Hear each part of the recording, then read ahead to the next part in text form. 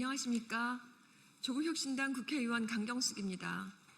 저는 오늘 동포에게 총을 겨눈 친일 경력 백선엽을 영웅으로 미화하는 영화를 국회에서 상영한다는 소식에 충격을 금하지 못하며 강력한 규탄을 함과 동시에 민주주의와 역사를 바로 세우기 위해 이 자리에 섰습니다.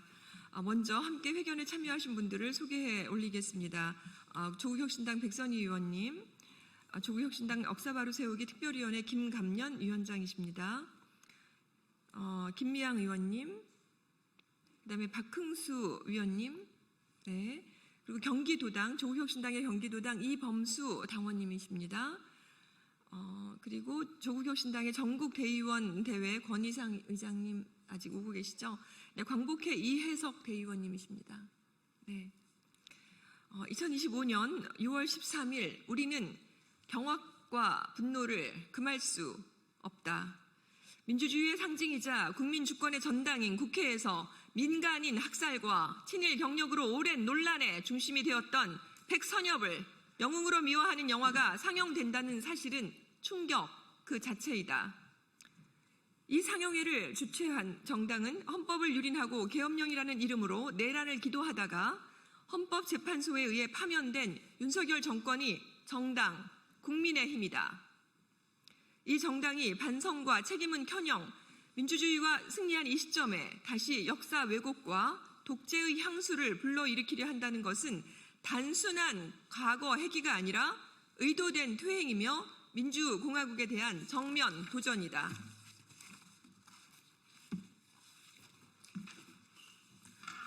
백선엽은 한국 전쟁의 전공으로만 평가될 수 없는 인물이다.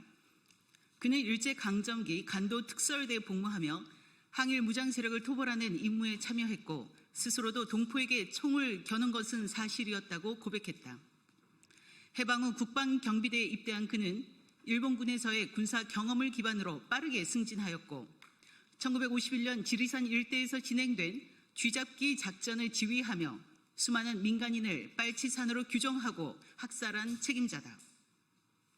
진실화해를 위한 과거사 정리위원회는 그의 지휘하에서 발생한 산청, 거창, 광양, 충북 지역의 민간인 학살 사건을 공식적으로 규명한 바 있다. 피난민 가족, 유아, 부녀자들이 협조자, 부역자 혹은 국방색 옥을 입었다는 이유만으로 사살되었고 이는 국제인권법이 금지하는 집단 응징과 무차별적 살상 행위에 해당한다.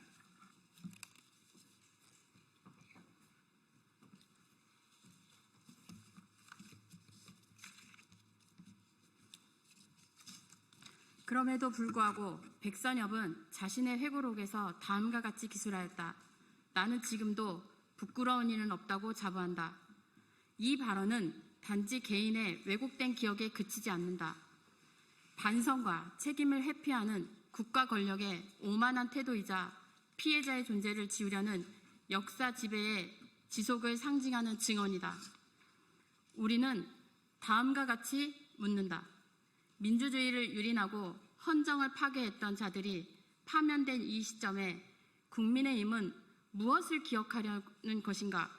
이제 민주주의는 더 이상 총구가 아니라 시민의 기억과 책임으로 지켜지는 것이다. 국가는 영웅담보다 먼저 진실과 희생 그리고 책임의 역사를 기억해야 한다. 백선엽을 미화하는 영화의 국회 상영은 단순한 기념행위가 아니다.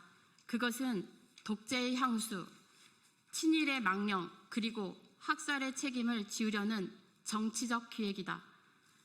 이러한 시도가 국회의 문을 통과하도록 허용하는 것은 곧 국민 주권의 부정이자 대한민국 헌법이 천명한 항일 독립의 역사와 민주항쟁의 정신을 정면으로 부정하는 것이다.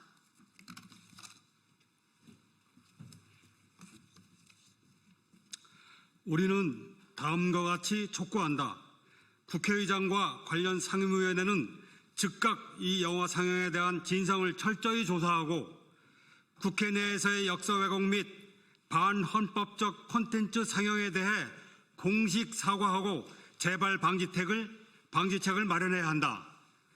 국민의힘은 친일과 독재의 과거와 단절하지 못한 채 역사 왜곡을 선동하고 민주주의를 조롱하는 행위를 즉각 중단하고 책임 있는 입장을 공개적으로 표명해야 한다. 국회는 공적 공간이 특정 정파의 역사전쟁 수사로 악용되지 않도록 공공공간의 역사윤리 지침을 제정하여 제도화해야 한다.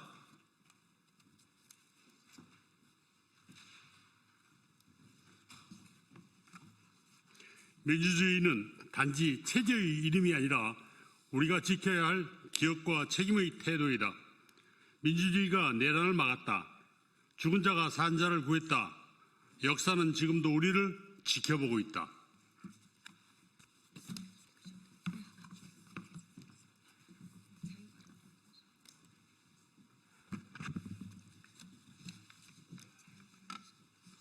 저는 작년 7월 광복회 독립영웅아카데미 수강생들과 함께 독일에 다녀왔습니다.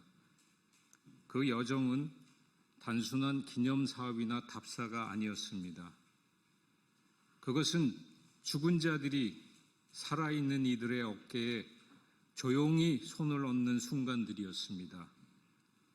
우리는 베를린의 거리 곳곳에 박힌 작은 걸림돌 슈톨퍼슈타인 앞에 멈춰 섰습니다.